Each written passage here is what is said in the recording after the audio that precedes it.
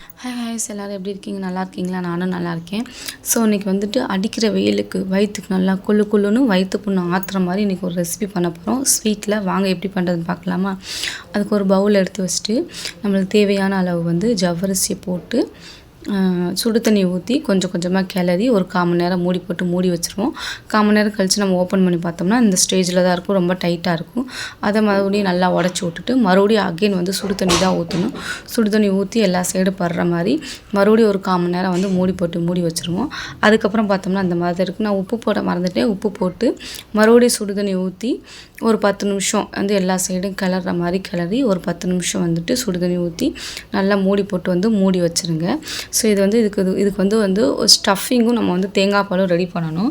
அதுக்கு வந்து ஒரு முடி தேங்காய் எடுத்துட்டு அது பின்னாடி இருக்க அந்த ஸ்கின்னெல்லாம் வந்து ரிமூவ் பண்ணிவிட்டு ஒரு மிக்ஸி ஜார் வச்சு அந்த தேங்காய் ஏலக்காய் போட்டு ஒரு பல்ஸ் மூடு வந்து விட்டு எடுத்தோம்னா நம்மளுக்கு வந்து உதிரி உதிரியாக வந்துட்டு தேங்காய் பூரணம் வந்து கிடச்சிரும். ஸோ அதுக்கு மேலே ஒரு 4 டேபிள் ஸ்பூன் சுகர் போட்டிங்கன்னா அவ்வளோதான், நம்மளோட உள்ளுக்கு வைக்கிற அந்த ஸ்டஃபிங் வந்து ரெடி ஆயிரும். அதிலே வந்து நான் வந்து தேங்காய் பாலும் நான் வந்து எடுத்துக்கிட்டேன். 1/2 மூடி தேங்காய் பால் 1/2 மூடி ஸ்டஃபிங் வந்து பண்ணி வச்சுருக்கேன்.